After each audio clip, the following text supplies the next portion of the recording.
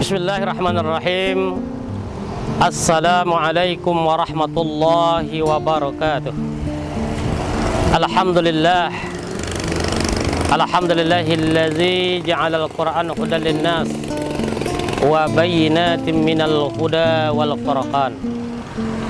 Asyhadu an la ilaha illallah wahdahu la syarika lah wa asyhadu anna Muhammadan abduhu wa rasuluh. Allahumma la nabiyya ba'da. Salatan wa salaman ala nabiyyina Muhammadin sallallahu alaihi wasallam. Qala Allah ta'ala fi kitabihil karim. A'udzu billahi minasy syaithanir rajim. Bismillahirrahmanirrahim. Syahrul Ramadan allazi unzila fihil Qur'an hudan linnas wa bayyinatin minal huda wal furqan. Shadaqallahul azim. Bapak-bapak, saudara-saudaraku kaum muslimin, rahimani wa rahimakumullah, pemirsa di mana saja berada. Alhamdulillah, bersyukur kita kepada Allah Subhanahu wa taala dengan selalu memuja dan memujinya. Berselawat kita kepada Nabi kita Muhammad sallallahu alaihi wasallam dengan mengucapkan Allahumma salli ala Muhammad wa ala ali Muhammad, atau Allahumma salli ala sayyidina Muhammad wa ala ali sayyidina Muhammad. Bapak saudaraku kaum muslimin, rahimani wa rahimakumullah, pemirsa yang dimuliakan Allah Subhanahu wa taala. Pada hari ini kita berada di bulan Ramadan. Tepat pada hari ini kita berada di puasa 26 Ramadan. Artinya sebentar lagi kita akan masuk ke 1 Syawal. Nah, pada kesempatan ini saudaraku kaum muslimin rahimani wa rahimakumullah, tentunya bulan Ramadan itu selain kita diperintahkan oleh Allah Subhanahu wa taala, kita juga diperintahkan oleh Allah Subhanahu wa taala berzakat, yaitu membayar zakat fitrah. Karena salah satu daripada rukun Islam ini adalah termasuk daripada rukun Islam yang kelima. Al-Islamu ala khamsin. Asyhadu an la ilaha illallah wa asyhadu anna Muhammadar Rasulullah. Aqimus shalah wa atuz zakah wal haji was shaumi Ramadan. Islam itu terdiri dari 5. Pertama, mengucap 2 kalimat syahadat. Yang kedua, mendirikan salat. Yang ketiga, membayar zakat. Yang kelima, naik haji. Yang kelima, berpuasa kita di bulan Ramadan. Inilah rukun Islam yang kelima. Nah, di bulan Ramadan ini, saudaraku kaum muslimin yang dimuliakan Allah Subhanahu wa taala, dari rukun Islam yang kelima 4 ada di bulan Ramadan. Pertama, bersyahadat. Yang kedua, mendirikan salat. Mendirikan salat ini bukan hanya perintah wajib, puasa sunat pun ada di dalam puasa Ramadan. Salat tarawih dan salat witir. Yang ketiga, kita membayar zakat. Yang keempat, naik haji. Yang kelima, berpuasa di bulan Ramadan. Ini susunan ini kita ambil dari susunan hadis dari Rasul Muhammad sallallahu alaihi wasallam. Saudaraku kaum muslimin rahimani wa rahimakumullah yang dimuliakan Allah Subhanahu wa taala. Pada kesempatan ini, saat ini kita sudah banyak di kalangan kita membayar zakat fitrah. Namun ketika kita membayar zakat fitrah, Ada sebahagian memberikan melalui panitia amil zakat. Ada sebahagian langsung kepada orang yang kita tuju. Tetapi sasaran kita untuk menyampaikan zakat fitrah itu kepada orang yang kita sampaikan itu kadang-kadang salah. Tidak melihat daripada firman Allah Subhanahu wa taala. Tidak belajar kepada yang ahlinya, tidak bertanya kita kepada ahlinya. Orang yang berhak mendapat zakat fitrah itu kata Allah Subhanahu wa taala di dalam firman-Nya surah At-Taubah ayat 60. Siapa yang berhak mendapatkan zakat fitrah itu? Inna sadaqatu wal fuqara wal masakin wal amilina 'alaiha wal mu'allafati qulubuhum wa fir riqab wal gharimina wa fi sabilillah wa ibnus sabil. Orang yang berhak mendapat zakat fitrah itu ada 8 asnaf. Yang pertama, fakir. Apa itu fakir? Siapa itu fakir? Fakir adalah pengertiannya adalah orang yang tua, yang usianya sudah lanjut. Ia tidak lagi bisa bekerja untuk mencari nafkah makan. Jangankan untuk mencari nafkah makan, untuk menghidupi, untuk memberikan kesehatan untuk dirinya saja dia tidak bisa. Maka dia ini, orang yang tua seperti ini adalah hanya mengharap balas kasihan daripada orang-orang di sekitarnya. Ini adalah fakir. Orang fakir ini adalah orang yang tua yang tidak lagi berdaya apa-apa. Ini dikategorikan kepada orang yang fakir. Yang kedua, yang berhak mendapat zakat fitrah itu adalah miskin. Siapa itu miskin? Orang miskin adalah kebutuhan ekonominya itu tidak mencukupi untuk dirinya dan keluarganya. Kalau dalam bahasa kita namanya besar pasak daripada tiang. Arti besar pasak daripada tiang itu, contoh kebutuhan ekonomi untuk keluarganya itu 1 minggu dibutuhkan biaya 1 juta 1 minggu. Namun sementara pekerjaannya dia dapati hanya mendapat 1 minggu itu 500.000. Maka inilah yang disebutkan orang miskin. Nah, orang yang seperti inilah yang mendapat zakat fitrah. Kedua. Yang ketiga, amilin. Siapa itu amilin?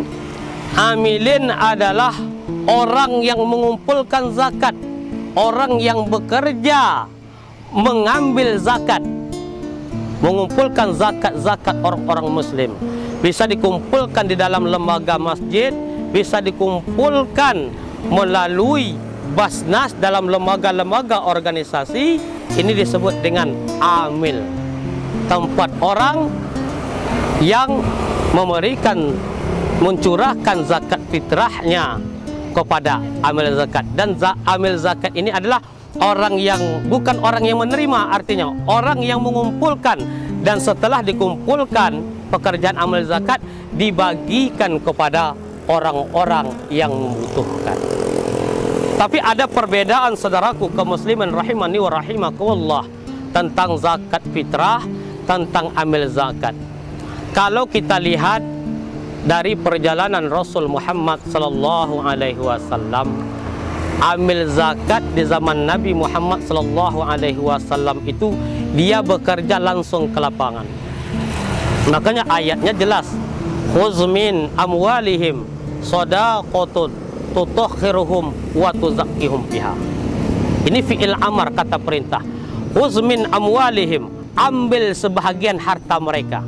Dengan harta mereka bisa mensucikan mereka. Maka Rasulullah sallallahu alaihi wasallam ketika di zamannya para sahabat, maka para sahabat itu disuruh datang ke rumah. Datang ke rumah ambil, datang ke rumah yang satu, datang ke rumah yang satu, datang ke rumah yang satu lagi, diambil zakat fitrah orang itu.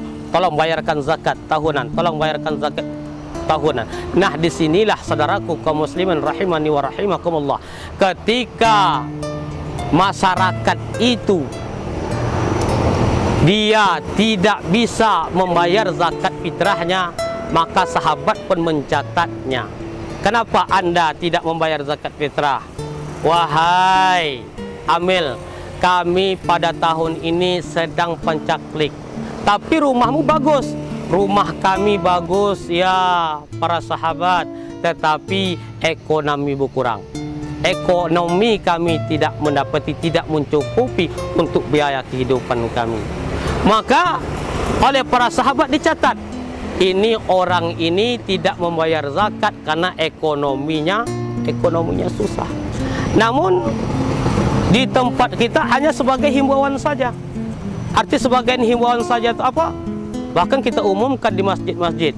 Bapak-bapak, saudaraku kaum muslimin yang hendak membayar zakat fitrah, bayar datang ke masjid.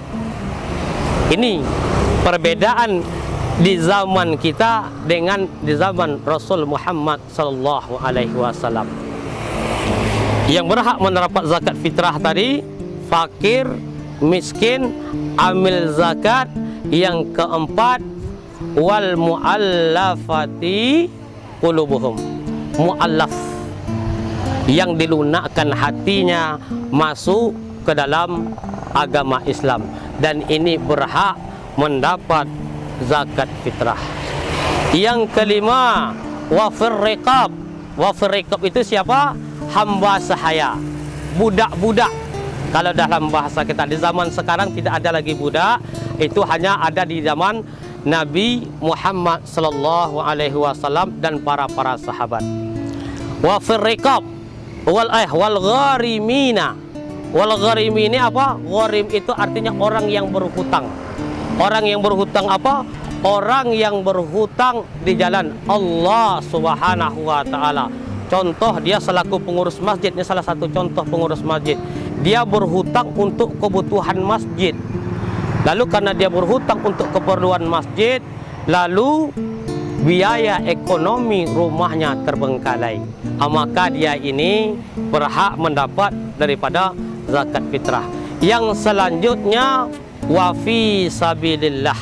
Fi sabilillah ini siapa? Fisabilillah ini adalah orang yang berjuang di jalan Allah Subhanahu wa taala, seperti guru ngaji, pengurus masjid, orang-orang syiar, pendakwah. Ini adalah salah satu fisabilillah, berjuang di jalan Allah Subhanahu wa taala. Yang selanjutnya, wa fi sabilillah wa ibnus sabil. Ibnus sabil ini adalah orang yang habis bekalnya di dalam perjalanan. Habis bekal dalam perjalanan, contoh dari Bagan Siapi-api, berangkatlah ke Provinsi Bengkulu. Lalu tujuan ke Provinsi Bengkulu, terdampar dia di Provinsi Jambi, habis pembekalan. Maka orang yang seperti ini adalah berhak mendapatkan zakat fitrah. Jadi zakat fitrah itu yang mendapatnya 8 asnaf. Saudaraku kaum muslimin rahimani wa rahimakumullah, yang dimuliakan Allah Subhanahu wa taala. Namun kenyataannya saudaraku kaum muslimin, banyak sebahagian kita dia menjadi amil zakat. Ketika dia membagikan zakat fitrahnya kepada orang-orang yang berhak mendapatnya, maka ada sebahagian memberikan zakat fitrah itu kepada anak yatim. Ini banyak saudaraku kaum muslimin rahimani wa rahimakumullah, yang dimuliakan Allah Subhanahu wa taala. Anak yatim tidaklah berhak mendapat daripada zakat fitrah. Tidak berhak mendapat zakat fitrah saudaraku kaum muslimin rahimani wa rahimakumullah. Anak yatim itu adalah dalam pengawasan tanggungan kita kaum muslimin dan muslimat yang ada di lingkungan itu. Karena anak yatim itu anak yang ketika orang tuanya meninggal dunia. Apabila seorang orang tua yang laki-laki meninggal dunia, maka dia meninggalkan anak, maka anak itu disebut anak yatim. Siapakah yang berhak menanggungnya anak yatim itu? Anak yatim itu yang berhak menanggungnya adalah orang-orang di seputaran itu, saudaraku kaum muslimin rahimani wa rahimakumullah, sudah menjadi tanggung jawab kita. Makanya kata Rasulullah sallallahu alaihi wasallam, barang siapa yang menyantuni anak yatim, maka dia nanti bersamaku.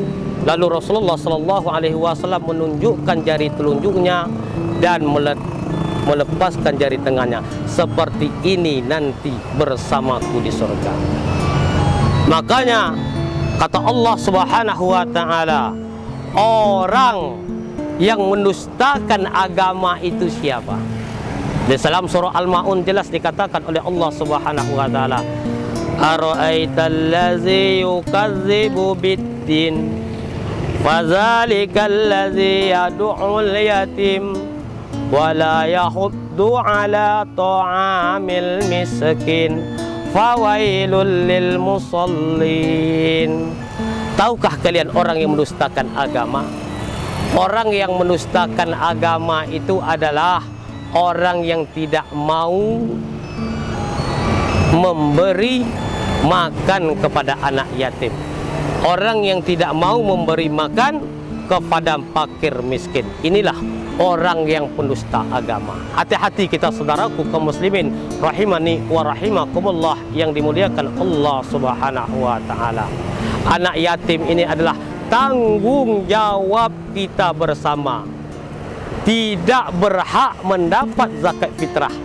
Zakat fitrah itu hanya diberikan kepada 8 asnaf itu saja. Saudaraku kaum muslimin rahimani wa rahimakumullah yang dimuliakan Allah Subhanahu wa taala. Kaum muslimin rahimani wa rahimakumullah yang dimuliakan Allah Subhanahu wa taala. Masih banyak di kalangan kita, masyarakat kita memberikan zakat fitrah itu, ada sebahagian kepada pengurus masjid. Banyak. Ini zakat fitrah kuberikan kepada pengurus masjid.